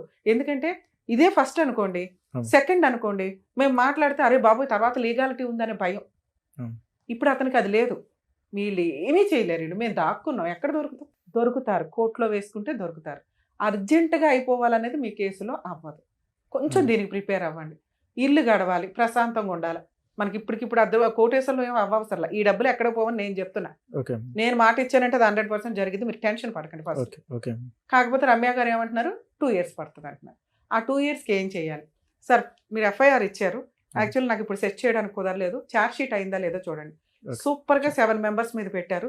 7 మెంబర్స్ మీద ఛార్జ్ షీట్ అయ్యిందంటే ఇవాళ కాకపోతే రేపైనా వాళ్ళు సెటిల్మెంట్కి రావాల్సిందే. ఎందుకంటే మీకు ఇది సగం వరకు పోలీసులు చేశారు, మిగతా సగం పబ్లిక్ ప్రాసిక్యూటర్ ఉంటారు. ఆ కేసుకు కూడా మిమ్మల్ని పిల్లలు మీ అవసరం ఉంటే తప్ప. సో మీ తరపున ఫ్రీగా కేసు బ్యాక్గ్రౌండ్లో నడుస్తూ ఉంటుంది. మీకే కాదండి, ఎవరికైనా కానీ 498 కేసుల్లో అడ్వకేట్స్ రిక్వైర్మెంటే లేదు. అడ్వకేట్లు ఎందుకు అంటే డ్రాఫ్ట్ ప్రాపర్గా రాయడం కోసమే. వీళ్ళు ఆల్రెడీ పెట్టేసుకున్నారు కాబట్టి సగం వరకు పోలీసులు చేస్తారు. వన్స్ కోర్టుకు వచ్చినాక ఛార్జ్ షీట్ ఫైల్ అయినాక దాంట్లో పబ్లిక్ ప్రాసిక్యూటర్ ఉంటారు, విక్టిమ్ తరపున, డిఫాక్టో కంప్లైనెంట్ తరపున. అక్యూజ్డ్ 7 మీద అడ్వకేట్ ఫీజులు ఎంత అవుతాయో తెలుసా? అది వచ్చిన రోజు మీ దగ్గర సెటిల్మెంట్ స్టార్ట్ అవుతుంది. దానికి 7 షూరిటీస్ కట్టే రోజు కనీసం 15,000 చెప్పన, 2 షూరిటీలు, అర్థమవుతుందా? 1,40,000 కోర్టుకు కట్టే రోజు మీతో సెటిల్మెంట్ స్టార్ట్ అవుతుంది. అప్పుడు అవ్వలేదా? పోనీ వాళ్ళకి ఎవరో అడ్వకేట్లు దొరికి మనం గెలిచేద్దాం, ఎరగదీద్దాం ఏదో చెప్తారుగా, ఒక స్టేజ్ వరకే. అవన్నీ ఫేక్. ఒక స్టేజ్ తర్వాత సెకండ్ మ్యారేజ్ మీ దగ్గర పూర్తి ఎవిడెన్స్ ఉంది, మేడం. అడ్డంగా జైల్లో వేస్తాడు జడ్జి, అవును. ఎమ్మెల్సీ రిపోర్ట్ ఉంది. అంత స్ట్రాంగ్ కేసు పెట్టుకొని ఇలా వీక్గా మాట్లాడితే అట్లా? మీకు దాని పవర్ తెలియట్లా, తెలిసిన దాన్ని నాకు కోపం వచ్చింది అందుకే. ఓకే. అరే ఇన్ని ఎవిడెన్స్లు ఇంత పెట్టుకొని పిచ్చి మొక్కల్లా తిరుగుతున్నారు బాబ్ అని. నో, మీరు దగ్గర 15 lakhs 20 lakhs వస్తే సెటిల్ చేసుకోండి, లేకపోతే ప్రాపర్టీ అటాచ్మెంట్. ఇంకొక కేసు చెప్తాను సార్, మీరు ఎక్కడైతే ఉంటారో అక్కడ సఖీ కేంద్రాలు అని ఉంటాయి. ఓకే. డొమెస్టిక్ వైలెన్స్ కేసు మీరు ఎంత వేస్ట్ చేశారంటే, ఆ ఒక్క కేసు అమ్మ చెప్తున్నాం ప్రతి ఒక్కరికి గోరు ముద్దలు పెట్టినట్టు, మెయింటెనెన్స్ కేసులు ఇవి ఇన్ని అవసరంలా. ఒక్క డొమెస్టిక్ వైలెన్స్ కేసు ఒక చిన్న ఫ్రూట్ బాస్కెట్ అనుకోండి, నానా రకాల ఫ్రూట్స్ అందులో ఉన్నట్లే ఇది ఒక 5 కేసులతో సమానం. ఓకే. ముందు అందులో ఇంటీరియర్ మెయింటెనెన్స్ నెలకి 30,000 40,000 కావాలని వేయండి. ఫిజికల్ అటాక్ ఇవన్నీ జరిగినాయి కాబట్టి పనిష్మెంట్ కాంపెన్సేషన్ 40 lakhsకి వేయండి. ఎందుకంటే ఆ కేసుకి అంత వర్త్ ఉంది. ఎంత ఇస్తారని జడ్జి ఇష్టం, ఓకే. తను అంత డిమాండ్ చేయొచ్చు. అందులో 8 to 10 lakhs అబ్బాయి యాక్సెప్ట్ చేసిన డాక్యుమెంట్సే ఉన్నాయి. ఉన్నాయి. నెక్స్ట్ మీ పెళ్లివి మీరు పెట్టిన సామాన్లు కలిపి కూడా కోర్టు ఆర్డర్ చేస్తారు. ఇది కాంపెన్సేషన్, అది marriage expenses, mental physical harassment అన్ని కలిపి నేను 40 lakhs అని చెప్తున్నాను. ఇది ఎక్కడ అంటే సఖీ కేంద్రానికి వెళ్ళి మీరు పోలీస్ స్టేషన్లో ఎలా అయితే బిహేవ్ చేస్తారో అక్కడ అలా బిహేవ్ చేస్తే government free legal aid provide చేస్తారు. ఓకే. అక్కడి నుంచి మీకు అడ్వకేట్. ఈ 2 వేసి మీ పని మీరు చేయండి. ఇలా పని చేయాలంటే సొసైటీ ఏమనుకుంటుందో, చుట్టుపక్కల అమ్మాయి ఏ తప్పు చేయలేదు సార్, ఈ రోజు అలాంటి అమ్మాయిలు దొరకట్లా మాకు క్యారెక్టర్ తోటి. ఎవరో ఏదో అంటారు గుచ్చుతారంటే ఎవడి పని అడుగుంది, వాళ్ళ పాపని వాళ్ళే పోతారు. అంత గబ్బును వేసుకుని వాళ్ళు తిరుగుతుంటే మనమేం అనలేంగా. అర్థం అవుతుందా? వాళ్ళు ఏదో అనుకుంటారు, వీళ్ళు ఎవడో చోపడి తిండి పెట్టరుగా. ఆ అమ్మాయిని గౌరవంగా జాబ్, నువ్వు జాబ్కి వెళ్తావు వెళ్ళవా, ఏదో ఒక పని. అసలు నెక్స్ట్ 1st తారీఖు నుంచి నువ్వు వెళ్ళావని చెప్పి నేను వినాలా మాట. ప్లీజ్ లేడీస్ ఇట్లా ఉండకండి తల్లి, అవసరమే లేదు. అన్ని పర్ఫెక్ట్ ఉన్నారు మీరు, మీ వదిలి చూసి నేర్చుకోండి. ఆ అమ్మాయి కుటుంబం కోసం వెళ్ళింది, ఆ పిల్ల బంగారం ఒక రకంగా. మరి మిమ్మల్ని తిట్టినా పడండి, ఎందుకంటే అంతే మీ కేసు అంతే. నాన్న మీరు జాబ్కి వెళ్ళండి, మీకు తగ్గ మంచి వ్యక్తి రాసి పెట్టే ఉంటుంది ఎక్కడో అక్కడ. కానీ వీడంతా తేల్చండి ఫస్ట్, ఇది నా కోరిక. ఇక సఖీ కేంద్రం మీరు ఎక్కడ ఉంటారో చెప్తే ఆ అడ్రస్ నేను చెప్తాను. బడంపేట మేడం. అమ్మా బడంపేట మేడం. అంటే ఎక్కడికి వస్తుంది? సిటీ సివిల్ బాలాపూర్ పక్కన. అయ్యో బాబు, మీకు సరూర్ నగర్ ఉమెన్ పోలీస్ స్టేషన్కి వెళ్ళి ఉంటారుగా, వాళ్ళని అడిగితే కూడా చెప్తారు సఖీ కేంద్రం. కనుకోట మేడం, కనుకోట. సార్ మీ దాంట్లో సఖీ కేంద్రం ఫోటో ఉంది కదయ్యా, వెళ్ళా సార్ నేను. సఖీ అని ఫోటో తీసే సఖీ కేంద్రం కనుక్కుంటాను అంటున్నా. ఒకవేళ వెళ్తేనా ఒకసారి ప్లీజ్ వెళ్ళండి. నేను ఇప్పుడు చెప్పినట్టు అక్కడ ఇది 498 ఈ పేపర్స్ మీ దగ్గర ఉన్న ఎవిడెన్స్ అంతా ఒక సెట్ పెట్టుకోండి, అన్ని కేసులకి కావాలి. సో ఆ కేసుతో కూడా మ్యారేజ్ ఫొటోస్, వెడ్డింగ్ కార్డు, అమ్మాయికి సంబంధించింది ఈ FIR కాపీలు, ఇక్కడే కంప్లైంట్లో చెప్పారు అవి చెప్తూ ఇందాక నేను చెప్పిన డిమాండ్స్ అడగండి, ఫ్రీ అడ్వకేట్ని అడగండి. 100% ప్రొసీడింగ్స్ ప్రకారం మీకు 100% 15 lakhs అన్న సెటిల్మెంట్ అవుతుంది. ఇప్పుడు నేను చెప్పిన వేలో మీరు ఫైట్ చేస్తే మీ ఫైటింగ్ మీరు చేయండి. ఇన్ కేసు ఒక 1.5 yearకి ఏదైనా తేడా వస్తుంది, షో నడుస్తూనే ఉంటుంది మీ అందరి కోసం. ఓకేనండి, okay. Sir madam thank you so much. మరి ఇంత గ్రాండ్ గా పెళ్లి చేసిన తర్వాత మరి ఇంతలా మోసం చేస్తారనేది నేను నిజంగా చూడడానికి వినడానికి చాలా షాకింగ్ గా ఉంది. అలాంటి వాళ్ళకి ఎలాంటి పనిష్మెంట్ ఇస్తే బాగుంటుంది అండ్ వీళ్ళకి ఎలా న్యాయం జరిగితే బాగుంటుందో చెప్పినందుకు థ్యాంక్ యూ సో మచ్. మరో కథతో మళ్ళీ కలుద్దాం.